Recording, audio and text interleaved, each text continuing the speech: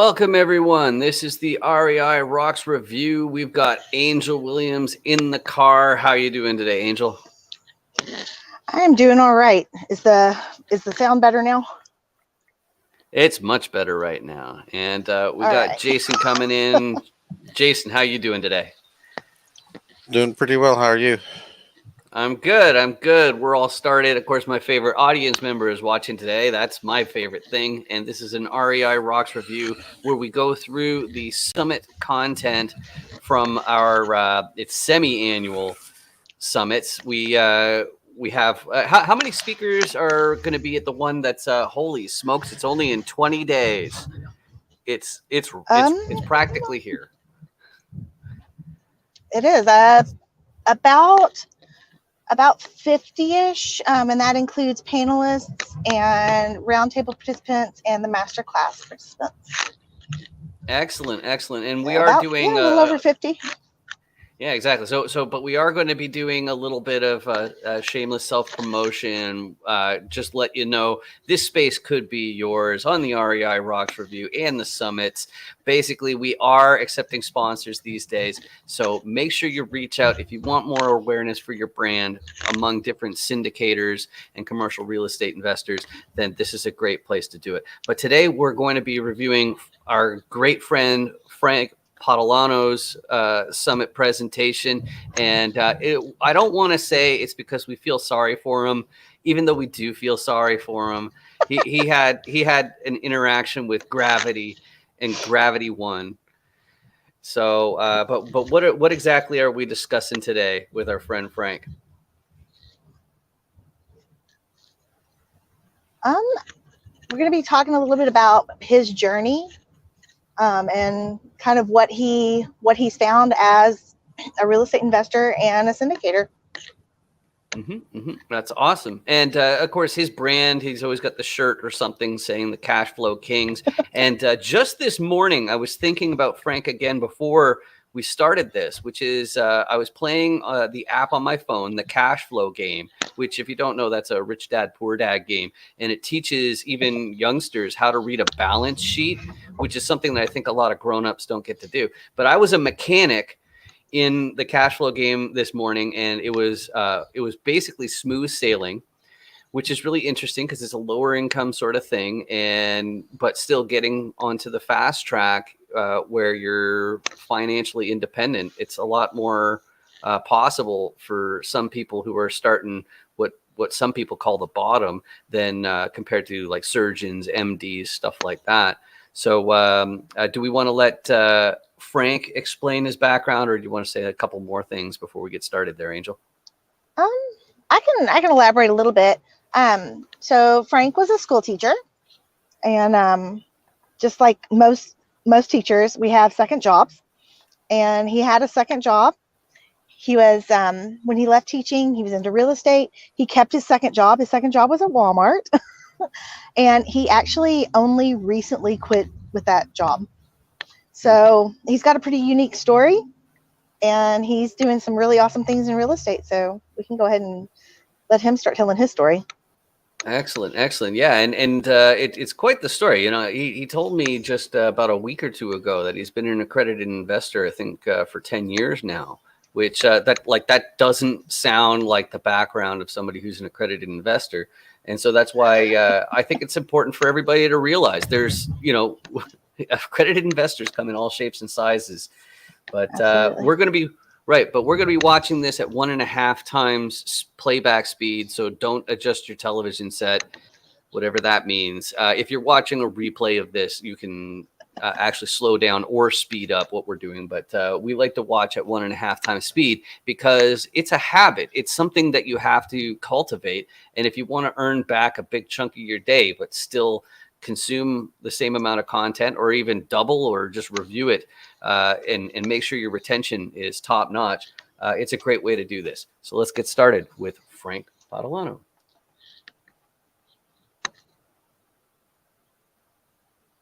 Hey guys, this is Angel, and you are at the Academy for Business Real Estate Investing Rocks Fall Summit. And the past few days have been amazing. And I am truly honored to be able to share this third day with so many of my fellow teachers and with people that are just, I don't want to say you're scraping by, but it feels that way, right? you're paycheck to paycheck and you're like, dude, how do I get out of this mess? And that was my goal for today, was to show you ways to get out of that paycheck to paycheck. I can barely make it. I can barely breathe mess. My friend Frank here, he is also a fellow teacher. He was in middle school, just like me. For those of you that are like, oh my God, middle school, fellow middle school crazy here.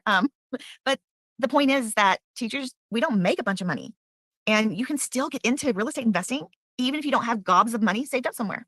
So I'm hoping Frank will walk us through his story a little bit, because he started small and now he's insane. But he did start small. So Frank, I'm gonna let you kind of introduce yourself a little bit and give a little background, and then we can move forward from there.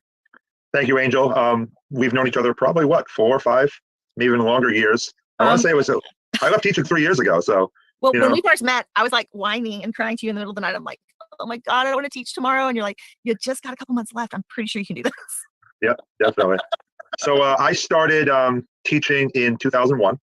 I remember subbing 9/11, and that year I actually got hired right after that, I got hired to teach English and social studies for 6th grade, and in a small town in Rhode Island. And it was amazing. I mean, I loved it. I loved the concept of helping kids, interacting, being able to teach history. We did a lot of fun things that year. Like I said, it was right after September 11th. I got out that book. It was brand new, right off the press in March or April. It was Chicken Soup for America's Soul, and we read through it almost cover to cover. And I still have memories with those kids that are now 33 years old, 34, and one of them became a real estate agent. So they actually sold the house down the street from me. It was pretty funny. He showed up to my real estate meeting. I run the local RIA. And he says, Mr. Patalano, what are you doing here? I said, I run this place. What are you doing here? Stuff like that. So, well, but stop for a second, because you don't just run the local RIA meeting. You run like the biggest RIA meeting in Rhode Island. Yeah, I'll get to that. So, so I started subbing, and then my wife's a teacher too. And we were both got our first year jobs. And one of the biggest things around here is that dreaded pink slip, which they usually give you at the time. They were giving it around Valentine's Day. And the reason was that we call them Valentine's Day letters. And it was because they were starting to plan funding for the new year. So they'd always over pink slip just in case. Well, they wanted to make sure they had enough funds, and then they'd ask and beg for money from the town. And so I kept a second job for 25 years, which Angel loves to giggle about. And I'll tell that story too if we have time. But so I was working a full-time job teaching, and I was working retail part-time, usually about 25 hours a week. So I was working in March. We don't have March vacation like some areas. We have February vacation, April vacation. In March, I would often work from March 1st. I think it's a good time to add that when a teacher teaches 20 hours a week, that's not the same as a part-time job where you work 20 hours per week. Like if you're actually in front of students, then it's not quite like the tip of the iceberg, but it's maybe half-ish of the time that you're spending. So I just think it's important to add that on there just for our teacher community out there. Through March 31st, between the two jobs without a day off.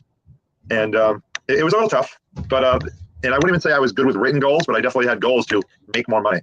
And over time, when you start to put some of that money into the bank account, you start saving it. It's not just about the savings, especially we know today how much that money is not paying at the bank anymore.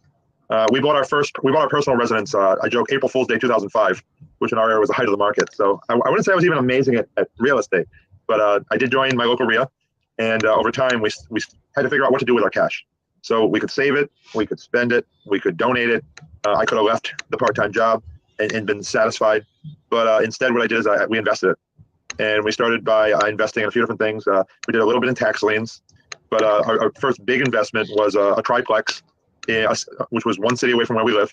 And we bought it for, at the time, was not a great price, but it was a great price because it was, it was around 2009, getting near the bottom of the market there. And just because it was the bottom of the market doesn't mean we made money. We didn't make money on that property the first few years. One of the biggest things a lot of people talk about is how they're cash flowing so much in real estate. And does that come? Yes, but it comes over time. I would say, like, the first couple of houses, you are not cash flowing enough to really constitute much. Yeah. So this is, when we talk about real estate, it's not a get rich quick scheme. Like I said, I don't know what anybody else is speaking about for the conference, but it's about long-term wealth. We have a podcast called The Cash Flow Kings. It's about that long-term cash flow. So like I said, I bought that first property and we bought it for $129, which is crazy low in today's numbers. The first floor we rented. Triplex, holy night. Yeah. And I could have got it cheaper because that's what I paid. I offered full price at the bottom of the market on MLS, and it was through an investor broker. So we probably could have got it cheaper. But the first floor was rented for $675, second floor was rented for $650, and the third floor was rented for $625. And that was market rent. And we're still generating almost $2,000 a month, and we bought it for $129. So I can't complain. Well, especially for people that know the 1% rule. Yeah. Because I'm sitting here thinking about it, and I'm like, 2,000, you paid 129. That's pretty good. You're like 1.4-ish? Yeah. 1.5? And we still didn't make any money because the first year we had a few little things. The second year was the roof, needed replacement. The third year was the heating system. 1 year we had a bad eviction. The next year we redid the driveway, which clogged the plumbing. The pipe was underneath it. And obviously it was, we'll say that the pavement guy was not the most up and up. So when he had the problem, he like bailed, So, but in the end, that property's done very well. And while we're still a little under market, we help try to take care of people. And we make money on it every month, and it cash flows. So every year we try to buy, 1 or 2 properties, or we do a flip here or there. And eventually I had a portfolio. Well, I got to the point, because don't forget, I was working a full-time job, a part-time job. We had kids. I was the scout leader. I coached basketball 1 year. I often helped in track and cross country. And I was already working, basically almost 7 days a week. But I got to the point where I was managing probably about 12 doors on my own. But I gave my main contractor a lot of leeway to, sometimes they would call him directly. You have to release responsibility in some ways. And what happened was that eventually that contractor decided to work for his brother instead. And I got to the point where I gave it up to property management. And that helped in some ways, because that freed up my time even more and allowed me to grow. And I did that through partnerships especially. And especially smaller deals to start out. Like you'd find a friend. Like I said, I was going to the RIA meeting every month. So you build connections. You get to hang out with like-minded people. This is not like a first-year teacher where they tell you never to go sit in the teacher's room. This is somewhere you actually should be and want to be, where you get to meet. I like that joke, huh? Isn't that what they told you in college? They said, don't ever sit in the teacher's room. So I don't have an education degree. I've got a business degree, and I got my certification through an alt cert. Okay. Nobody told me don't sit in the teacher's lounge. I learned. You want some negativity, go sit in the teacher's lounge. Yeah, so I have my bachelor's degrees in history with a secondary education with a middle school endorsement. And that's one of the big things they spoke about. And going to the RIA every month, that was the opposite. If you have a local real estate investors association, I highly recommend going to it, because you will find like-minded people. Now, there's going to be some negativity in the room, but it's mostly positive. There are people that you're going to learn who you probably want to work with and probably don't want to work with. And you don't need to partner, but I thought that partnering was a great way to grow. And so I bought, a 6-plex with a friend. I bought another triplex with a friend. I have, in my local RIA, I borrowed millions of dollars from different people in the group. I am partners with at least 5 of them on different LLCs. Got a dozen deals, so can't complain at all. And basically, when the guy that was running it wanted to retire, he says, "Here, you take it over." Wow. Yeah, so that's cool. I mean, because basically that's your pond. Yeah, definitely. And at the same point, there are different types of RIAs. So ours is not about making money for the group. Ours is not about a sales pitch every month selling you $1,000 program. Based on my background in teaching, it's an educational group. Every month we have either a panel, like we might have a land learning panel or a property management panel, or if we don't do panels, we'll have just a major speaker that's not selling anything. That's just trying to give out information. So this month's meeting, we have an accountant that has a lot of national connections, and he's just giving back and teaching about the tax benefits of owning real estate. Wow, and that's, I tell a story about how I started the Academy Presents Real Estate. Well, Jason and I started the Academy Presents Real Estate Investing Rocks. I'm doing summits. I got podcasts. I am fulfilled to the T, right? Because this is like filling my teacher heart. It is making my day. And I couldn't understand why he wasn't fulfilled. Like, Jason, I don't get it. I am ecstatic. I'm happy. I love what I do. And he's like, well, I still have a W-2. And it wasn't that he didn't love his W-2. It was that I think he saw me and how happy I was, and he wanted to be where I was. And amazingly enough, he finds that fulfillment in spreadsheets. Those make me want to vomit, but he finds his fulfillment in spreadsheets, and he loves it. And he is so happy now. And when I say so happy now, I'm saying like he was able to leave his W-2. It was a little forceful, so he's kind of voluntold. And for the record, he is smiling right now, Jason. It is, so you know. Or I guess retired told. No, it doesn't really matter. But his last day of W-2 was June 30th.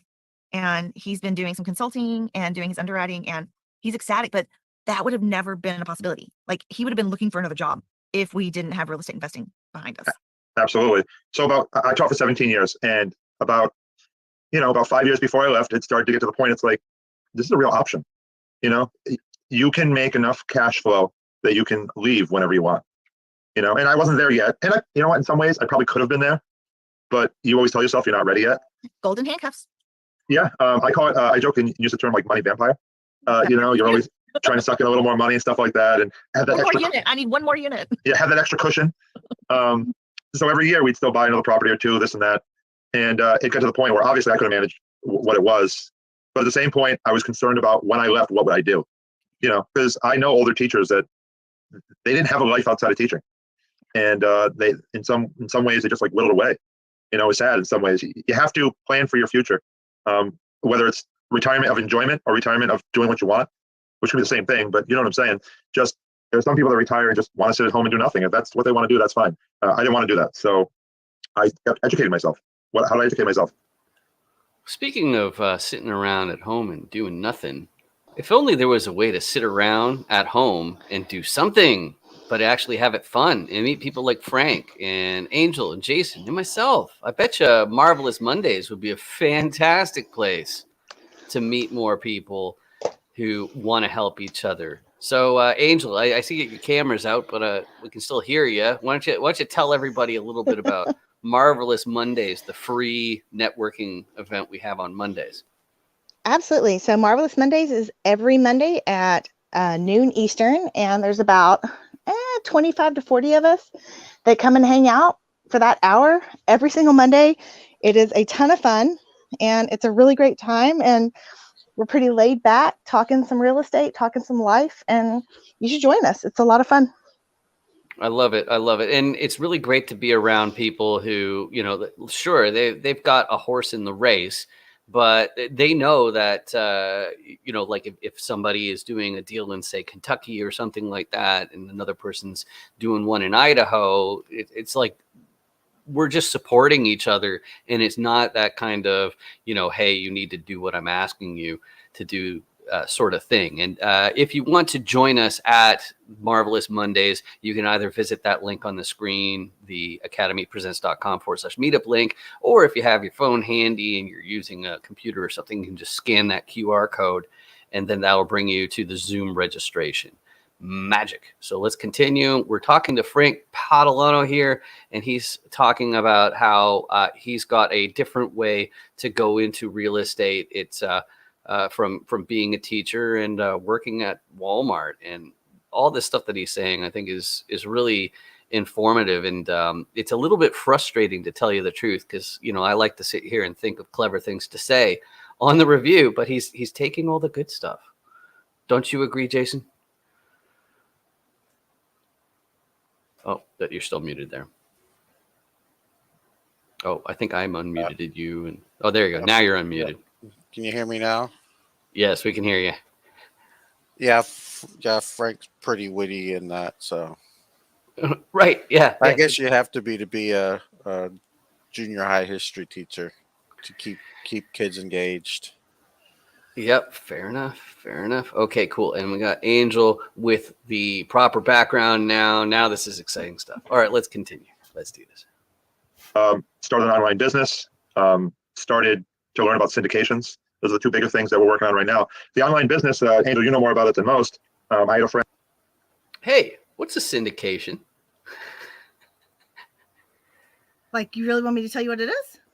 Well, I figure it's handy for the audience. It's like a $20 word. Like whenever I heard syndication, I'm aging myself. I think of WKRP in Cincinnati, the TV show, about have these radio stations and television stations that are syndicated all over the country. Different shows would be syndicated, and that has absolutely nothing to do with syndicating a commercial deal, an online business, or anything like that. So, but I think you can let people in on the secret. So what a syndication is, oops, my camera just went out. What a syndication is where, and my background's gone now, dang it. Well, you can turn your camera off and you can stare at me. I'll sit here and smile. It's okay. I'll figure it out. So anyway, so what you do with the syndication is you bring people together and they put their money together and they decide to invest in things. So it's a way to get into investments and get into investing without having to do it all by yourself. Exactly. And that's also right. And that's also why it's regulated. So basically, the main part is that somebody is going to be receiving returns, but they're not going to put in any work. Okay, that's when a lot of these securities attorneys seem to draw the line. You know, like sometimes people try to call it a joint venture where it's just two people pool their money together, and then, you know, maybe the work is, you know, disproportionately distributed, but still, like if somebody is not working and that's their official role, then it's a syndication. You're selling a security to your investor. So I think it's really important to understand that, because like Dave Ramsey, whenever he posts something about real estate not being passive, you know, our whole community just pounces and like, what are you talking about? Like, that's like, there's a whole part of this business that's just for that exact thing. So anyway, let's continue. Friend, his name was Pedro. He showed up to my RIA one time. I'd never met him before. And he says, I want to be your real estate agent. You know, I want to help you find deals, this and that. He was a brand new agent, and he didn't know. But he says, I know that you're doing deals. So I said, hey, listen, what is this all about? It's all about relationships. I said, you want to do deals? I want to do deals. Keep coming to every meeting. We'll build friendship. And he's like, okay. So then 5 minutes later, he's hanging out next to me, and somebody else comes up and says the same exact thing. And he says, I'm never going to do a deal with you, am I? I said, find me on Facebook. We'll build a connection. So this was back before Angel had 5,000 people on Facebook. But, you know, what happened was that, you know, a year or two later, it was really cool. He started his own online business, and he makes a post. He says, hey, listen, I'm willing to give anyone free advice on how to start their own business. And you and I both know, Angel, with teaching, it's like you have good days and you have bad days. Yeah. And while there are good administrators, there are a lot of bad administrators as well. And I was having a rough year that year. And when I saw that post, I said, you know what? I'm going to make time to get to his little meetup. Yeah. So we did it. I think it was like on a Sunday evening. 3 people showed up to get free advice on how to start an online business. You know, and the next meeting, it was 2 people. And then by the third meeting, it was just me showing up. And it's like, Frank, what are you doing? You already work 2 jobs. You have real estate. You have this and that. It's like, I need something for my future. You know, so we started a business with $1,000 that now makes good money every month. And I literally provides amazing services. Yeah, so it's called Real Agent Helper, and we provide virtual assistant services to many people in real estate. I don't know why the captions always want to say. Like, oh my gosh. Yeah, every time he says, I've seen it a million times. It always comes up as Asian, but it's agent. It's not that there aren't any Asians in the like in his business, but yeah, it's Real Agent Helper. I always think of like Agent Smith from The Matrix. You know, he's got a bunch of, I don't know. I just like to be an idiot like that. Especially people that, I mean, they love everything they do, but there's always these tasks that they don't have the time for, or they just don't want to be bothered with, and other people can handle it. So it's great because it's built friendships. It's helped me really grow in the space too. I mean, my first deal was because of a client. My first deal in the bigger space in Idaho was because of a client that I knew in Colorado who connected me with friends in Utah. And I'd never been any of those places. You know, the power of the internet, the power of Facebook, you know, there are employees that help them around the Philippines. So there's another point that brings up is like, you know, if you think about the Marvelous Mondays, like you started that, you started it in 2020, didn't you? You know, I don't actually know when I started it. Right. Yeah. Yeah. I hear you. Yeah. It's, I'm pretty much in the same boat, but yeah, so it's got to be around 3 years. It's like, you know, something in that neck of the woods. It was either late 2020 or very early 21. Right. And you probably could recall off the top of your head about how many of those did I miss since I started attending them? Because I bet you could count them on your fingers on one hand. Probably, yeah. Yeah, and that's part of it, right? You like, and it doesn't matter if there's a holiday or whatever, you're still running it, and so we're always going to be there. And I think that, like, that's exactly what Frank is describing here about Pedro. It's just hanging out and just showing it's like, okay, yeah, I'm the same person week in and week out, and this is something that I'm motivated to continue doing. You know, it can lead you to much bigger and better things. Well, so it's that consistency piece too, right? People strive for consistency within themselves, but they also are drawn to consistency in others. Yep. I definitely agree, and that's really it. It's like this is a long-term game.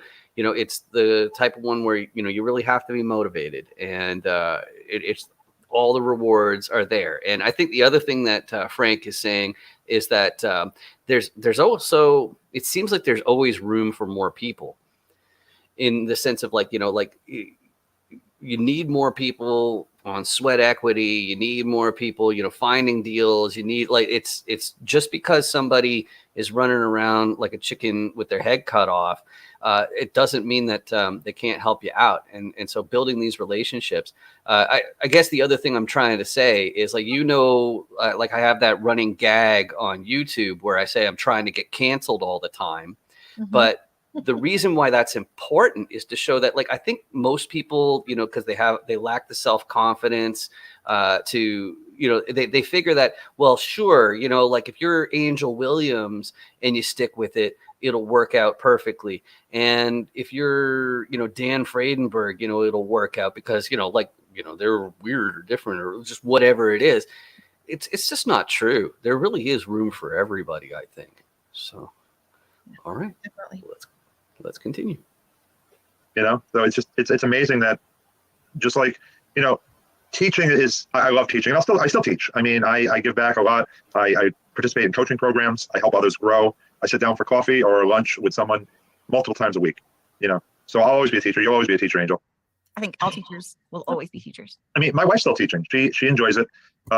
Is it a labor of love? Absolutely. Does she have bad days? Yes, but she gets to help second graders and third graders that are special needs. And you and I both know they need the help. And she's even more conservative than I am, especially with money. The reason why she's still working, in my opinion, is for the medical coverage. Well, yeah, that's a big deal for a lot of people. So, like, for us, I found a way to cover our medical insurance, but I still kept teaching. But it was like, hey, we're free. We've got medical, we've got dental, we've got vision. We are free. We're free now. And so there were several years in there where I got to teach just because I love to teach. We didn't need me to teach anymore. Right. So yeah, same thing with me. Every year, especially in the middle school, there's always problems. Oh, you're failing this kid, this and that. You looked at some kid funny, this, that. There's always problems. So it's like, guys, I'm providing a service here. I'm willing to stay longer, but you guys will help me move on, basically. And what I did after that was, the year that I left teaching, I went to a couple conferences. I bought into some syndications, some larger multifamily apartment complexes. I wouldn't say that I made a killing on them, but I definitely made a profit. And on some of these, I wasn't even the head. I wasn't on the active side. I even invested in other people's deals. At one point, I think it was 2 years ago, I was invested in 11 different deals in 8 markets. Wow. And when I say invested, I'm not saying I put in millions of dollars to any of those deals. We're talking 25,000, 50,000 per deal, sometimes more, as Angel knows. But just to help them grow, you find a good asset in a good market. And now I can be able to fly wherever I want, whenever I want. I mean, I have 3 kids at home. It was really nice. My wife went back to school 2 days before they did, so I took them to a nice water park the first day that she was back at work, and the twins went back to school, and then just my oldest and I went to the New Bedford Whaling Museum, stuff like that. It was pretty cool. Yeah, like, you can literally do this from anywhere, because definitely. I happen to know when he was at the water park, he got onto our meeting with his life jacket on, and he's floating in the water. And I'm like, do you have a waterproof phone? It's in a waterproof case. We're just like, now that's some commitment. Well, so because we own a property together, we have weekly meetings. It's an hour a week. I try my best to be a part of that meeting and a part of that team. It's not just our own money. We also have other people that have invested in that deal, and we have to protect their money as well. So we should know what's going on in case there's a phone call and they ask, hey, what's going on with the property? And I like to be in the loop.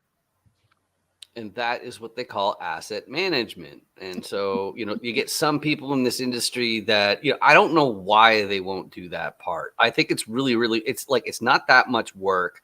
It's actually kind of fun and creative, like maybe it feels different after years and years and years, but it's not like, it's not a JV deal. If you like the GP team, they all have to contribute to that kind of stuff. And I don't know, it's sometimes hard to figure out what exactly is meant by that, what kind of priorities we have to have. Yeah, no, it's you can create serious options for yourself. And what's really awesome, I know you want me to tell the story, but what's really awesome is how you can help other people. So I was at a conference in Dallas last October. I actually got 2 deals out of that conference. One of them was Angel's deal. And the other one, a friend of mine, he obviously knows a little bit about real estate. He has his license to be a real estate agent in Punta Cana. He's from Rhode Island, but he's Dominican. He really doesn't sell real estate. But because he has a license, he had to hang it somewhere. He hung it in Punta Cana. And we were talking probably in December, and he says, I hope someday that I can own property in my family's home country. And I said, dude, I help raise money and do deals all the time. I said, let's make it happen.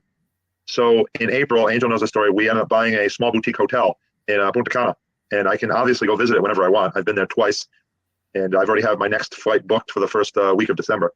And I can't go there all the time because, and I can do work there. I've had many phone calls and Zoom meetings and everything else there. But, you know, I love my wife. I love my kids. I love being home once in a while. So, you know, and there's other conferences and other things. But it's really cool that someone that was teaching 4 years ago, putting, you know, grading 100 papers in one weekend, because no matter what, it needed to be done so that the principal could see how well your kids are performing. Even though I don't teach English, I teach social studies, and I don't mind grading them, but that needed to be done no matter what, you know. And to go from that to be able to do whatever you want, you know, we have investment opportunities that come up all the time. And it's not just always about having the money, because I know there's a lot of teachers that say, I don't have the money for this. It's not just the money. It's taking action. It's about the commitment. You could, maybe you want to be a small partner on a deal. Maybe you're using your credit to help buy the deal. And I'm not just talking about the big stuff. I'm talking about little stuff in your own neighborhood. Mm-hmm. You know, you could buy, you know, a duplex with a friend. The friend might have time to fix it up, or maybe you have another friend that could do some of the fix up work and you guys could sell it. The main thing that I always taught my kids at school was about options and have backup plans. So I had a kid, I remember one year that he planned on playing professional baseball. And we all know how hard it is 0.08% chance to become a professional baseball player. So basically what happens? Every year, if you're lucky, less than one kid out of every high school will ever play in the professional leagues, right? So he's in middle school already not doing my work because he felt he was going to be a professional sports player. And one of the things I tried to teach him was the concept of backup plans, you know? And near the end, I was talking about this more and more. It's like, guys, I'm teaching. I'm still working the part-time job. I have a bunch of real estate. I have stocks. I have backup plans, you know? And I know that affected some kids. So much so that some still, you know, message me and ask me for advice, especially after they turn 18, stuff like that. I meet with one once in a while that it's like, I'm thinking about buying this house. I'm thinking about starting a business. Do you have any advice? Stuff like that. And my former kids always get special treatment on free advice and free coaching. Let's put it that way. Yeah, no, absolutely. And I did something similar because I had kids where I'm going to be a pro ball player. I'm going to play football. I'm going to do this. Well, I've had the experience of tutoring collegiate athletes that in fact went pro. And one of the coolest stories I get to tell is that the people that I tutored that went pro were a different kind of student. They cared about their studies. They cared about their workouts. They cared about their sleep. They cared about what they ate. They cared about everything. They didn't let their studies go to the side because they knew I could get hurt. I got to have a backup plan. And so those guys that went professional, I mean, you could spot them because they cared about the 360 degrees. They didn't just care about the natural talent and getting to be a ball player. They cared about all of it. And those were the guys that went pro. Yeah, a lot of the kids that have the dream aren't seeing the work that the people put in, you know, and just like you said, this is mostly for teachers. I know the work you guys put in, but you definitely have to at least try to set aside some money for your future. Because we talk about jobs all the time, and this is not specifically teaching jobs, but jobs that if you died tomorrow, they'd. So he's saying about laying some money aside. I think that there's also a time component. There's also an education component. Like I've interviewed a few people who played for the NFL, you know, things like that. And me also, because I started teaching guitar at the local music store when I was 16. So I was really dialed into what makes a musician successful. And I know for sure the more important thing is what makes a famous musician, unsuccessful. And what that is, we all have this idea of like, oh, well, you know, you need to find some way to earn a whole whack of money. And then at some point you also have to learn how to keep the money you earn. And if earning it feels, you know, like it's not going to be really possible, then a lot of people, they don't bother to learn how to keep it. And that's something that a guy like Frank is excellent at, you know, and that's what he's helping all these people. And he's helping people for free, which is kind of messed up. But sometimes the other problem with free is it takes a lot of time. And if you really want to speed it up, learning stuff about commercial real estate like Frank's talking about, I think this subscription right here is totally the way to do it. So you can get hundreds of hours. I got to update that thing that says 250 plus hours because it's been way over that for a month or two at least. So, but Angel, why don't you tell everybody about where this content that we review every Friday comes from? Absolutely. So what you get from these sessions is you get us going through past summit presentations and we're breaking it down. That's what you get here. What you get in the subscription is all the sessions. And we're about to do our 7th summit, and it's going to be over 400 hours of content. That's what the total is going to be. 7 summits worth, about probably 425 hours. I don't know. I've never actually added it up, but massive amount of content. And here's the thing. I didn't learn what I know from reading a bajillion books or listening to a bazillion podcasts. It was from these sessions. And I just want to help people learn. And so that is what the subscription is. It's not some high ticket item. You're not going to, get poor from being a part of the subscription. You're going to be able to really be a wealth of knowledge. So it's a really amazing investment. And I think you should be a subscribing member personally. I agree. The fact is, it's pretty unbelievable that now you can become an expert from the comfort of your own home. Okay. And the reason why, and that's a pretty big thing to say, I think. And, me personally, I've consumed a huge percent of these different conversations, these panel discussions, these master classes that are in there. And absolutely, it's helped my reputation as a syndicator, just knowing what these people share. And the thing that I think is even more amazing about what REI Rocks offers in this context is most of the time, if you go to a live event or something like that, it's a great big pitch fest. People say it's like the 20,000-foot view of what's going on, and it doesn't get to the specifics. Well, if the only way that you're paying your bills is through coaching revenue, then that's the problem you're going to run into, and that's not what's going on with Lauren Capital. It's in the guests that we choose. They're also not coaches, that's all they've been doing for like 6 years, and then the commercial real estate is kind of like a side thought, which it happens sometimes. So how that comes out in these different interviews and content pieces, I find, is people will start off explaining for people who have, they have no start, they don't know what they're doing at all. But because we're all syndicators and talking to each other, like near the end of each session, you can be sure that we're going to be talking about those things that you don't really cover in other services. So that's why I think it's important. Anything else before we continue, Angel? No, I would just I second what you're saying. I mean, a lot of the sessions, there are some slideshows, there are some slide presentations, but a lot of them are just like this, where we're just talking and we don't have a script, and we might have a main talking point, but it's very fluid, and we cover a lot of things that don't get covered in books, and they don't get covered in other vehicles for information. So I feel like these are really informative, and I know I've learned a ton. I love everything I know. Pretty much. That's beautiful. That's beautiful. And on the screen right now, above Frank's head, you'll see that it says sponsored by realagenthelper.com. That is where sponsors of the summits and these REI Rocks reviews and the entire VIP membership site, that's where they get seen. And so I just wanted to let everybody know in the audience that this space could be yours. Okay. So it's not the same as other virtual events where once it's over, all the brochures, all the content, it just gets thrown in the trash and nobody sees it ever again. This is a great way to make sure that more syndicators, more investors, more players in commercial real estate see your stuff. Absolutely. So awesome. Let's continue. Replace you pretty quickly. Yeah. It's not that the world doesn't care, but it's a small circle of people, and you got to take care of yourself sometimes. Take care of yourself means having options.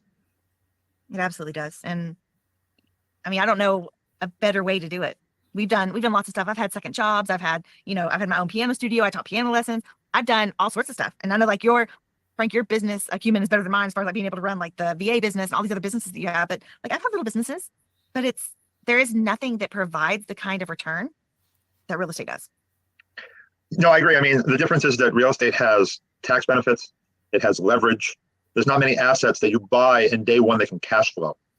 You know, when you buy a stock, number one, it's not impossible. It's hard to leverage it. You can't just go down to the bank and say, hey, I want to borrow $5,000 to go buy $10,000 worth of your bank stock.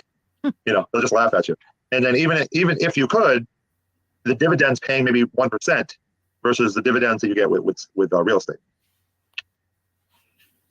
Yeah, no, it's just a completely different way to do things.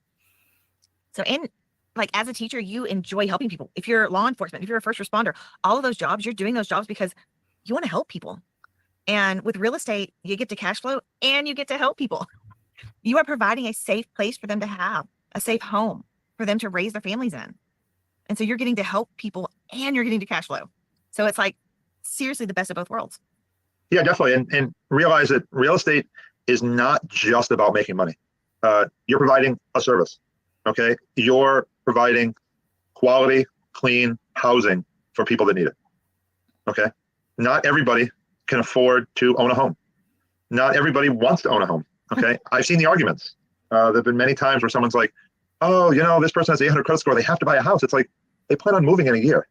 They're happy with renting. They don't want the responsibilities if the heating system lets go, that they have to pay for it. Okay. Are there risks involved in real estate? Absolutely. I bought a triplex in New Hampshire last year and we replaced the roof. The roof was $20,000. You know, I'm not trying to scare you. I'm trying to say that some years you're not going to make a profit every year. Sometimes you have to invest in it. Just like you invested in your knowledge before you became a teacher, you have to invest in that real estate sometimes in order for it to produce REIT benefits. No, I'm glad he said that because it brings me back to the cash flow game. Because I think the other thing you learn if you play the cash flow game is that if you're scraping by and then you buy a property, you'll be scraping by with the property. And then down the road, somebody will turn around and make an offer, and then suddenly you sell at a huge profit, and then you can pay off your expenses like your home mortgage, your credit cards, you know, all those you know, the retail loans, all that kind of stuff. And then suddenly everybody's saying like, wow, how did you do it? And the answer is, well, exactly what I told you 10 years ago that I was doing. It seems to be. So it's like, is that how you'd summarize the play here, or does that sound right to you? Yeah, and I mean, it's kind of like one of our nannies one time asked me, you know, why do you, if it's not going to cash flow, why would you do it? And I explained, the way I kind of explained it to her was, I said, you know, it's kind of like when you buy a car, you know, it doesn't, you know, your car is going to lose value, houses don't, but every month you own a little bit more of the car. So it's kind of like that. The big difference is that when it's a piece of real estate, especially if it's personally owned, so maybe that's residential, whatever, but when you personally own a piece of real estate, it is 100% yours. You can then like get a HELOC or a BLOC. You can cash out, refi them, and you get that equity back. And so you can do that. I mean, it's going to cost money every time you do a cash out refi, but when you do that, you get your money out of the home. That means you're making money on nothing. That's called infinite returns. And that is something that we enjoy in all of our residential portfolio. All of our residential stuff has infinite returns. And then it's awesome. And it took a long time to get there.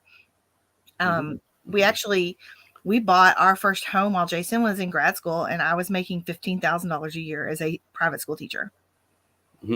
So it can absolutely be done. Of course, I will say there's 2003.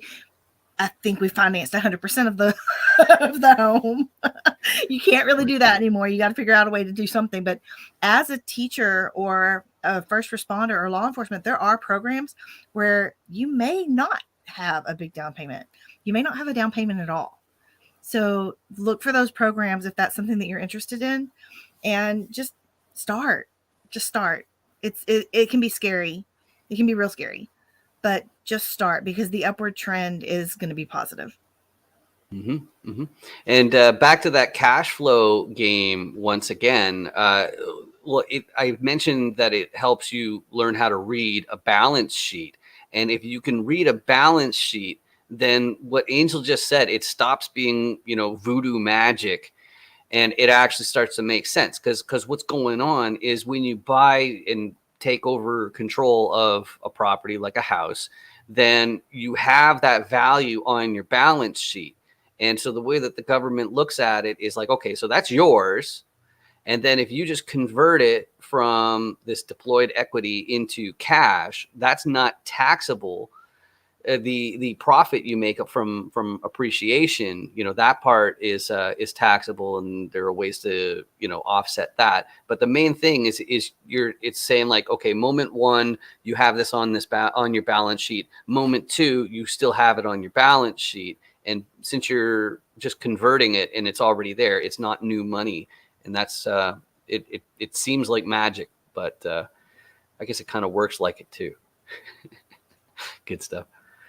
And I think for me, the cool thing about being in real estate and still being a teacher, I taught at a, high poverty Title I school, very ethnic. And I would tell my kids, they're like, Miss, you got money? I was like, I mean, we got some. Like, you got this, you got a Rolls, you got this, you got a Bentley. I'm like, no, I can hire people to do the things I don't want to do.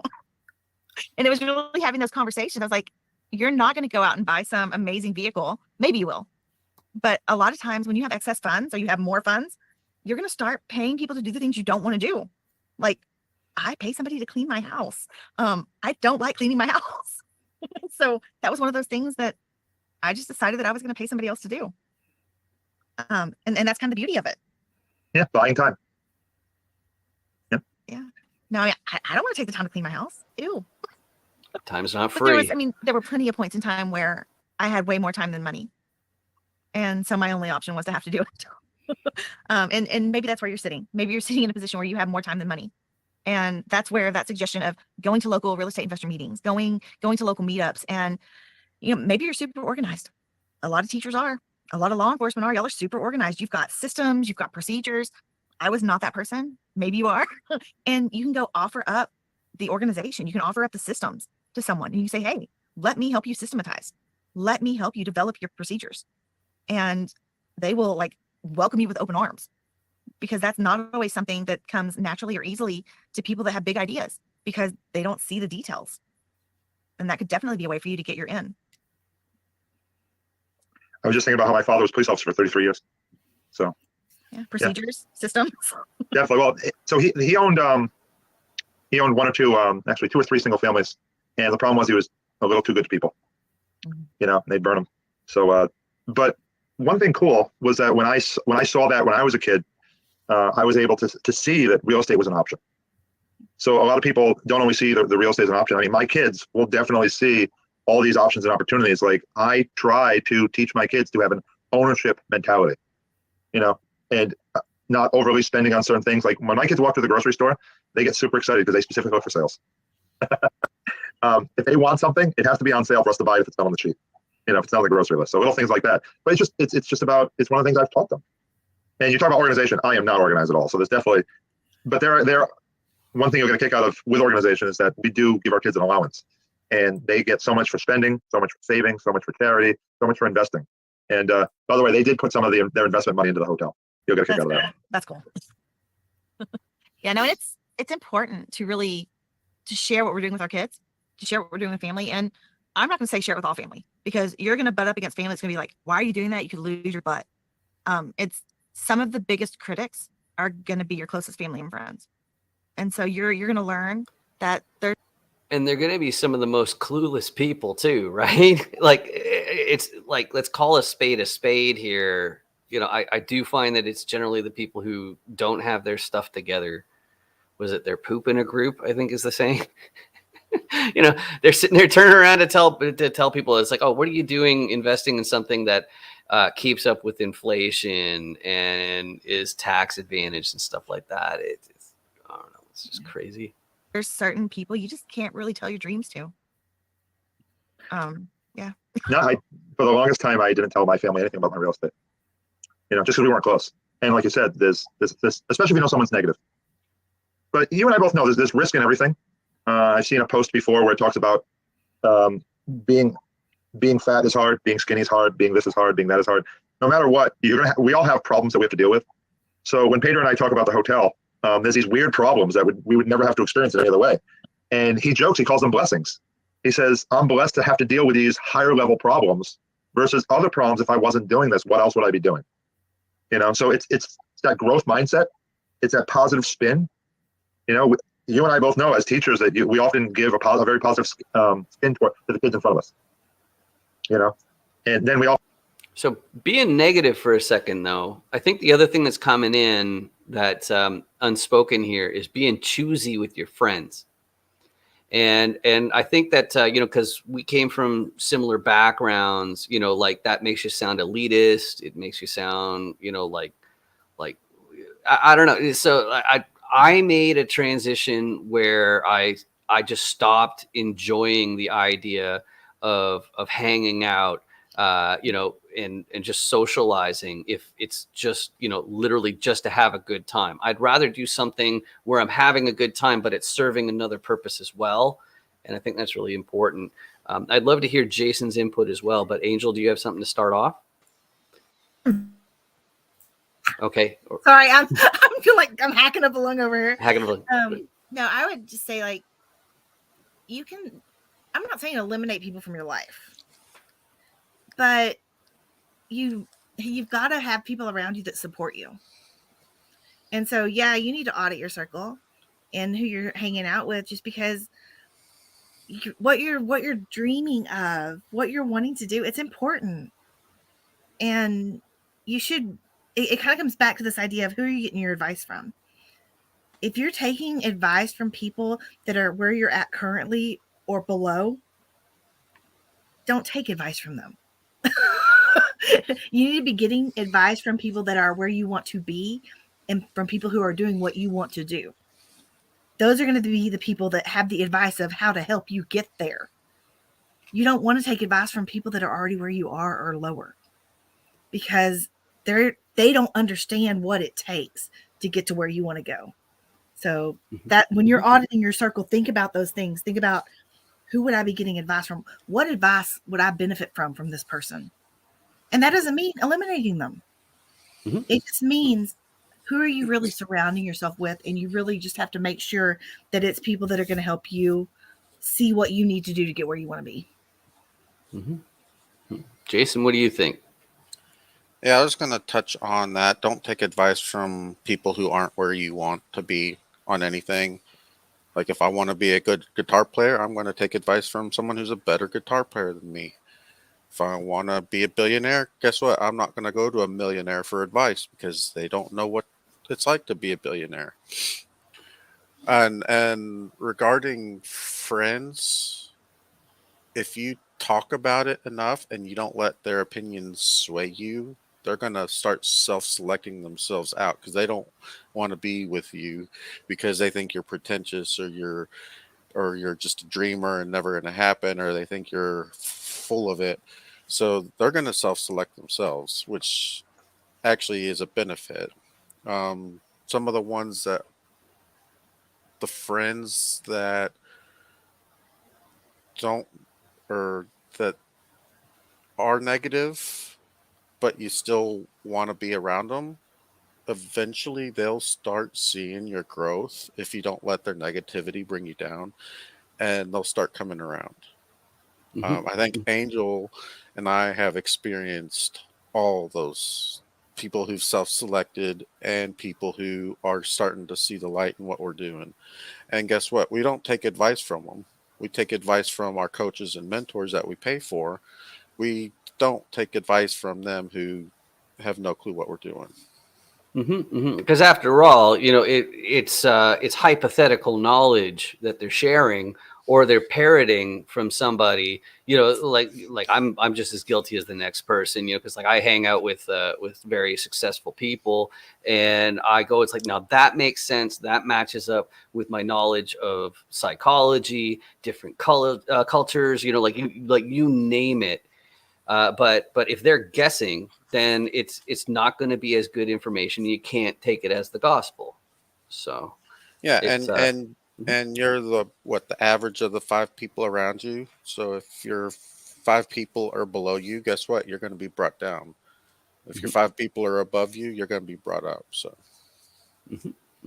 definitely. Definitely. All right. So this is the REI Rocks review. We always review REI Rocks summits, the virtual summits that we do twice a year. There's one coming up in just 20 days. So that's very exciting. And we should drop the link. I should find some way. I'll put it in the chat in a moment. But we are featuring Frank Patalano. He's talking about how he went into real estate from basically from scrimping and saving, being careful, make sure you don't, spend extravagantly.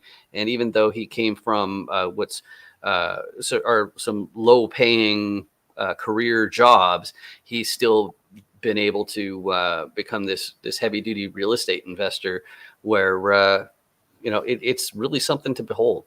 But let's continue. Again, we're watching this at 1.5 times speed, so that way you can learn how to consume recorded content faster and earn back more of your day. So let's continue. Often turn around and beat on ourselves every day instead. Absolutely. Yeah, it's I'm definitely one of those people that when I'm down, I will kick myself while I'm down. Very hard on myself. And I'd be willing to say that a lot of people are like that. And the biggest difference is, how do you get back up? When do you get back up? What does it take to get back up? Because you got to get back up. And that's really the difference between people that are winning in this environment and people that aren't. Is, did you get up again or did you stay down? That reminds me of your deal. Yep. It's just get up again and again and again and again and again. Make some phone calls. Yep. But it really is one of those never say die kind of mentalities. Tony Robbins talks about this with the concept of raise your standards. This is the minimum that you're willing to accept, and you're going to keep pushing at it no matter what.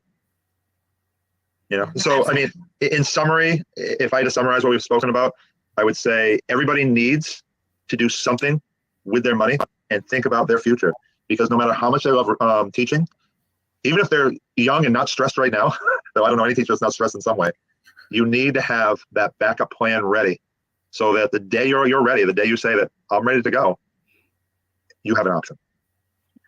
No, absolutely. And I mean, I'm going to kind of bring up your thing too, because like, when you start teaching, a lot of us have a second job. Most of us have a second job. And I think that Frank is an amazing example of, I always want to have that backup plan, because he kept that second job. And it wasn't even just 25 years. He got his 25-year pin and kept going. He already had the hotel in Punta Cana, puts in a 2-week ask on vacation and gets this statement back of, I just really don't think you're dedicated to this company anymore. And the funny thing is like, he hasn't needed a second job, gosh, for at least 5 years. At least 5. And that was kind of his tip point. It's like, you know what? You're right. Maybe I'm not really dedicated to this company anymore. Here's my 2 weeks. And I worked every shift in the last 2 weeks as well. They were shocked I showed up. Yeah. Because it's the right thing to do. Well, and I think that brings in another piece of it. It's like, a lot of times, well, not a lot of times, we always bring our cart back, whether it's to the receptacle in the parking lot or to the door. And I had a lady a few weeks ago tell me, she was like, wow, thank you for bringing that back. And I looked at her and I'm like, well, how you do the least significant things in your life is how you do everything in life. And she kind of looked at me blankly and I was like, you're welcome. And I just walked away, because she wasn't like, what I was saying wasn't computing, but how you do even the smallest things in life is how you do everything in life. I like to say you practice how you play. So people that are lazy sometimes in practice, sometimes it makes it harder for themselves when they're playing the game. I'm just trying to think of some of the quotes. So what I would do is every year I'd make my kids write down some quotes in their notebook. And one of the quotes was, you can bring a horse to water, but you can't force it to drink.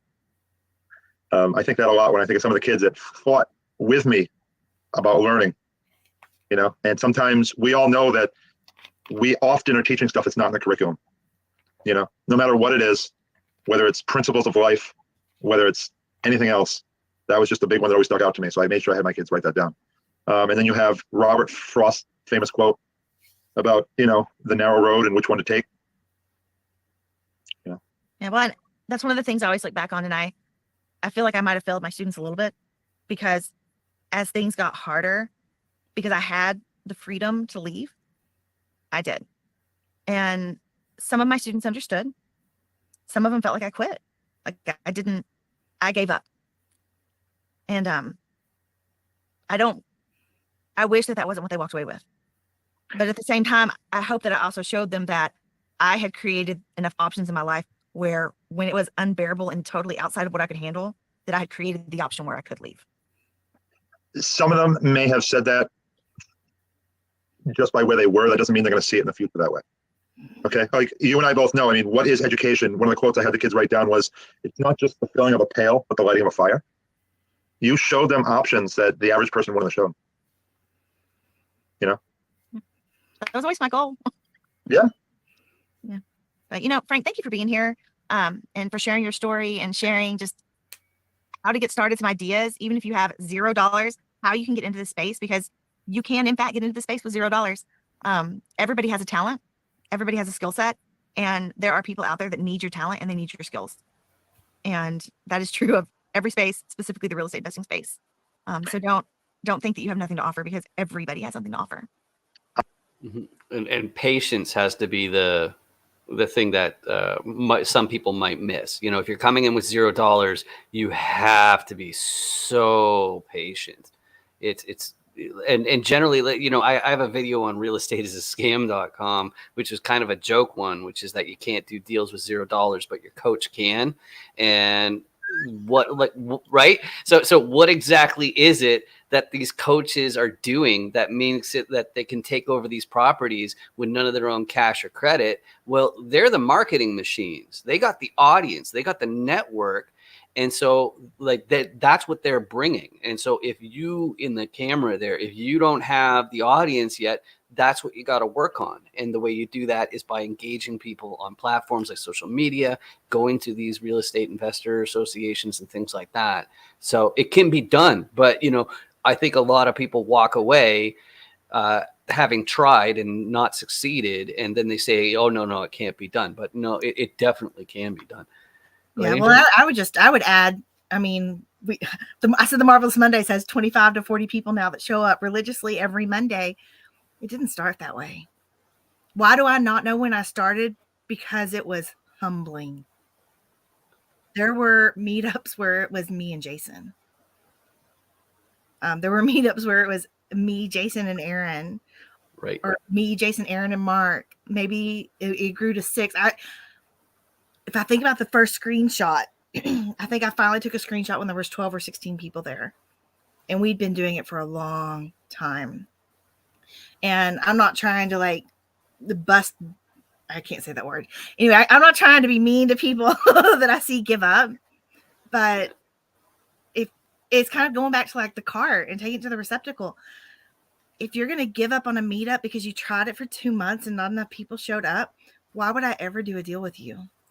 Mm-hmm. Yep. Absolutely.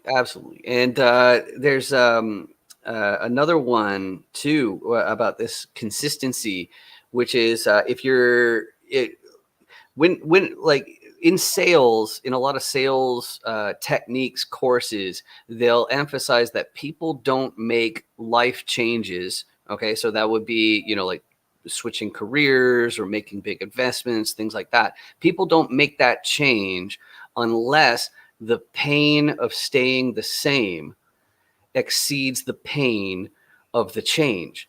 So people are sitting there everybody feels like they don't have enough hours in a day, yet people like us and Frank, we find the time to add in these meetings. One thing about me that you guys know is that if it's after 5:30 p.m., it's a real struggle for me to attend anything, no matter how much I want to do it.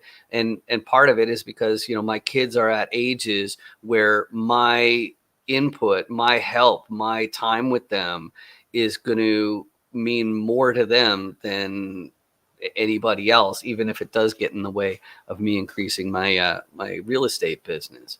I would even say you'll figure it out. Why was I on my cell phone when we first started this? Because I was at a meeting at my kid's school.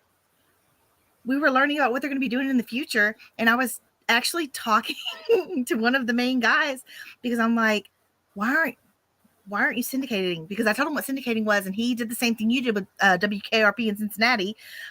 He thought I meant building more schools or having more schools. Well, when they started talking about tuition and the expenses, I'm adding it all up on my calculator because I didn't do it in a spreadsheet. Of course, spreadsheets make me a little nauseous, but it was just this one slide that said monthly expenses, revenue, and losses every month. And so I'm cranking out the numbers. I'm looking at what they're setting up for the budget, and I'm like, oh my God, this is not a not-for-profit school. This school was not started to be a nonprofit. And it just clicked. And I was like, why aren't we syndicating the school? And so I went up to him afterwards, and I wanted to explain to him what a syndication was, because he didn't know what it was. And I was like, even though you're not even making money, this could still be a good investment, because there's people that need the deductions. There's people that need the loss. I was like, this could be done. And we were just like, yeah, it changed it around, because before, at the beginning of the meeting, I was so angry. They're like doubling our kids' tuition. We're going to be paying like $30,000 for our 3 kids to go to private school, right? Which some of y'all are like, 30,000, that's nothing. In our town, it's a lot. It's a whole lot.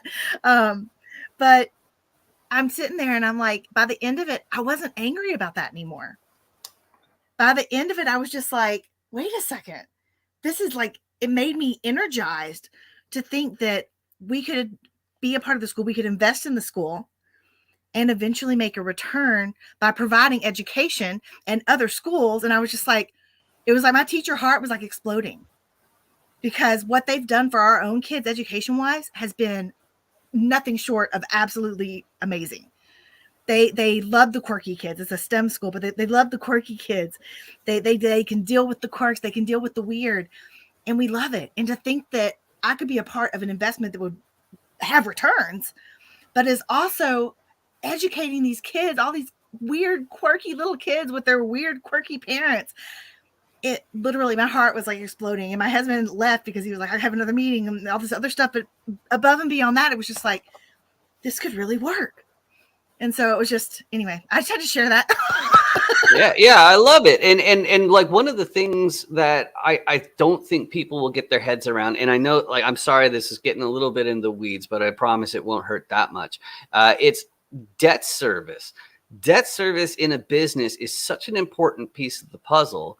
And if you can get better lending, that makes your business more profitable. So if this school has large loans on their balance sheet, if they can syndicate it and get the business well funded, then the amount of money that's owed is lower, and then that means the cash flow it actually starts to expand the net operating income. So it's a huge advantage to any type of business. Yeah. So I've got someone in the comments asking about the summit. The summit is happening March 23rd, 24th, and 25th. It is our summit. I am the host. And I'd love to see you all there too. There is there's a very low level tier for anyone that just wants to see the information. It's during those 3 days that it's available. It's at free tier because I have that teacher heart in me, and I just want to share information.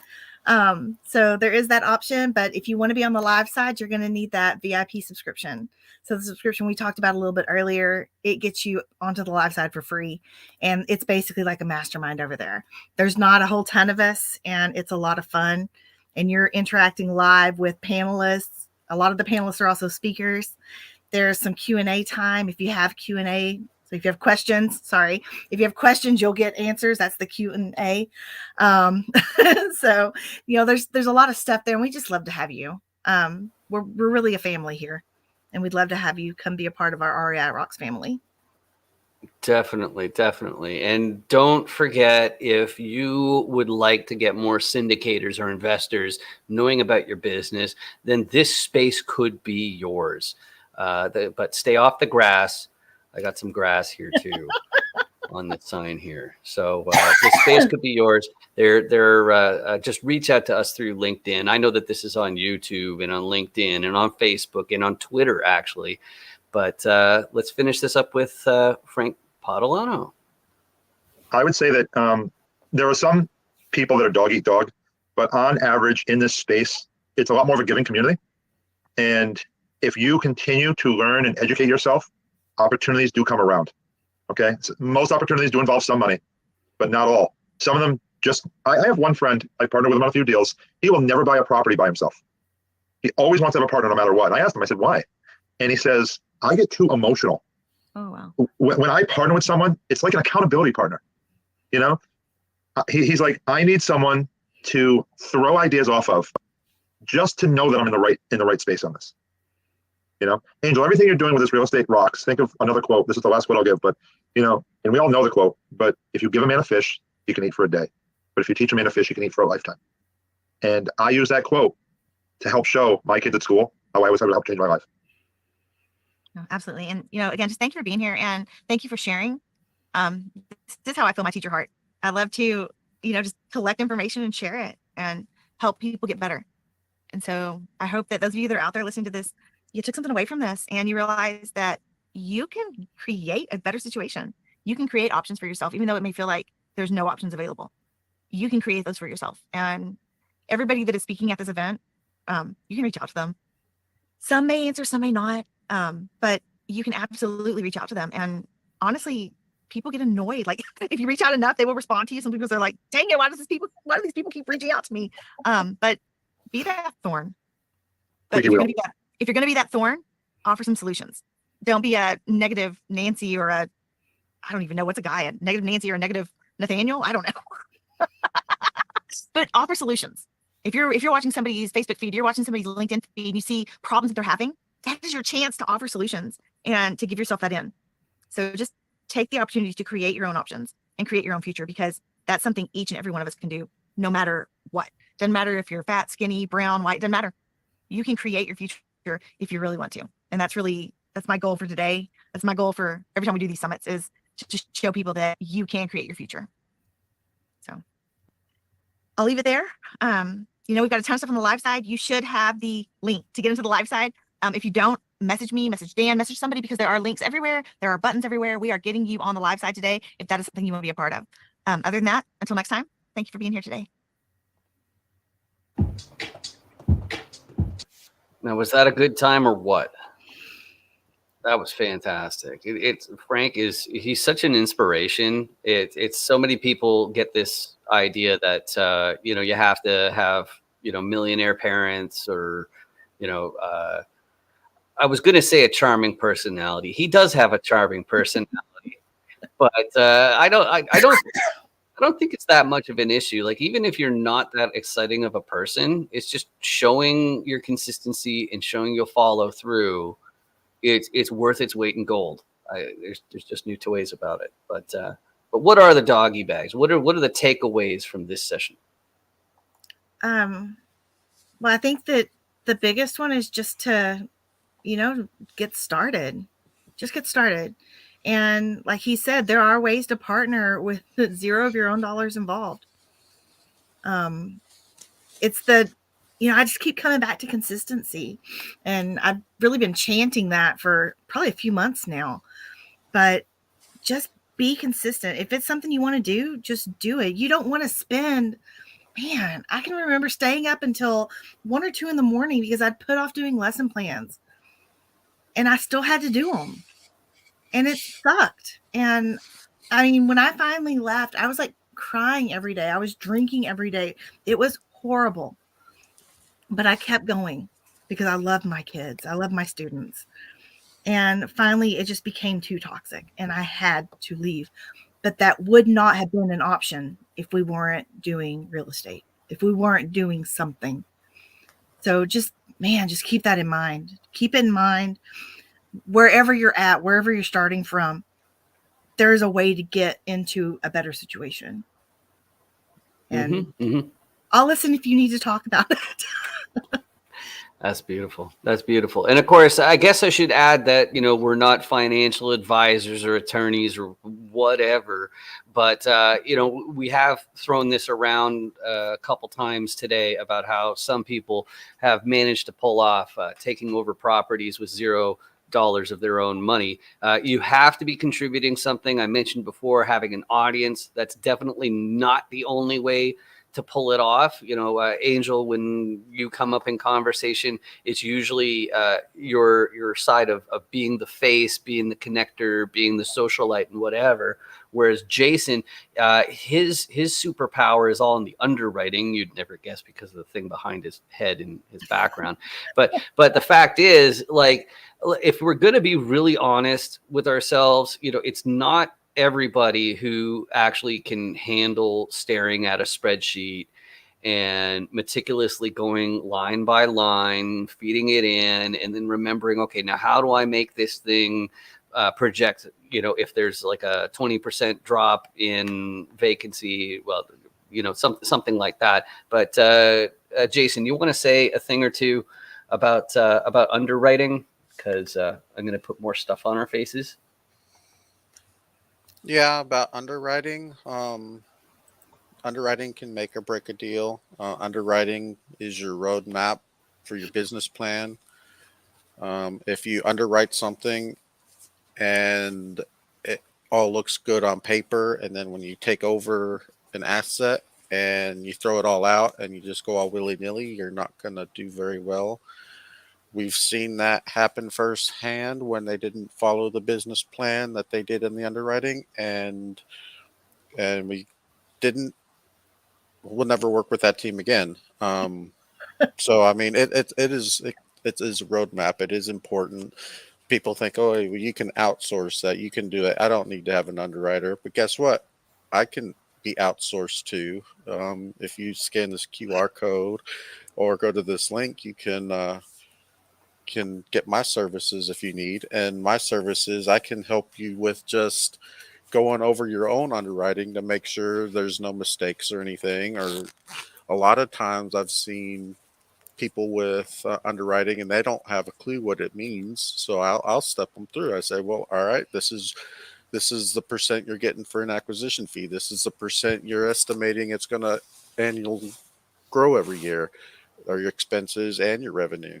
I mean, there's all sorts of things I can do. I can run your model through my model to see if it actually works the way you think it's going to work. Sometimes it doesn't. And then that helps me find out where the errors are or the assumptions are different or whatever. And then sometimes you don't have anything and you just need, hey, I want to make a deal, but I don't know how to analyze any of the numbers. Can you help me out? I've done that. Mm-hmm. Mm-hmm. Well, I would add too that a friend of ours, had Jason look at their underwriting, and they thought it was a good deal. After he went through it, they walked away. They did not do the deal because it was not a good deal to do.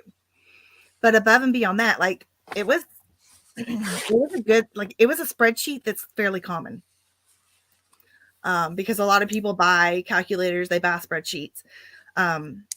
It was one that anyway, I'm not going to go into it, but the person did not do the deal once Jason had looked at it. And I am going to say Jason's underwriting is in fact truly conservative. Tons of people say, oh, my underwriting is conservative. We literally had a banker say, hey, can you be a little bit more aggressive? Bankers do not say that. So, we're super, super conservative, which it means that we don't do a whole lot of deals because of that conservatism. But it's really important to have that at least perspective amongst like what's going on currently. So just for peace of mind, and people just don't give the underwriting enough credit. They think that they're going to be able to knock it out of the park with their own asset management, and often that is simply not the case. Mm-hmm. Mm-hmm. And some people say the most important deals sometimes are the ones that you don't do. It's a bad deal is so much worse than no deal at all. And the whole story is in the underwriting and the execution of the business plan. But this has been the REI Rocks review for March the 3rd, 2023. We start this at 11 a.m. Eastern every Friday. We review this different commercial real estate syndication, investment, buying, selling, that kind of information. A bunch of it's also on mindset, because all of this, if you're going to get the success, if you can stick with it, there's a patience piece in there, and this information is just fantastic. I had a great time. You guys have anything to say before we give everybody else the rest of their day? Well, I wanted to touch on the doggy bag. One of the main things I took from this, and it goes back to A Knight's Tale. You remember The Knight's Tale with Heath Ledger? Yep. Where the whole movie is about him changing his stars. He was a peasant and he becomes a knight or lord or whatever. And he did put in the work. He took all the blows and fell off his horse and practice and stuff, but he went through it all. He did his education. He did it, and he was able to change his stars. That is the same thing that Frank and Angel were talking about earlier. Not necessarily getting hit over the head with a sword, but you do take your blows in real estate, and I think they sort of mentioned it. Keep getting knocked down, but you only have to get up one more time, then you're knocked down. So, yeah, it's that upwards mobility part. It's also known as the American dream. It's like, is it actually possible for a regular person, somebody who has like no experience, no family, no real estate barons in their surroundings, can they actually do it? And I've looked at so many different types of businesses online. Like, online's amazing because the overhead is really cheap until you get the pay-per-click ad marketing machine going. Like anybody who invests with Grant Cardone, that's what they're paying for. They're paying for his marketing. But it's such a vital thing to understand that you can't just do things where there is no money and expect down the road for there to be a pot of gold at the end of the rainbow. And real estate is the most reliable way that I've seen it, just because it keeps up with inflation. And it's huge. Yeah, So. and also, like A Knight's Tale, he did surround himself with a group of people. Yeah, they were negative at sometimes, but they actually did help him grow and become it. So, I mean, Knight's Tale is perfect for real estate investing, I guess. It's funny, and I guess this is where I reveal it's like I didn't actually watch that one. I saw Dark Knight with Heath Ledger. That was Completely different. Completely different. Yeah. You need to watch it. Okay. All right. Duly noted. So I got this the movie for this weekend. March break's coming up, so maybe I'll get more interviews going on. But yeah, that's make sure you join the summit, eh? That'd be really awesome. Cool. That's all I got. Awesome. Thanks, everybody. See you next week.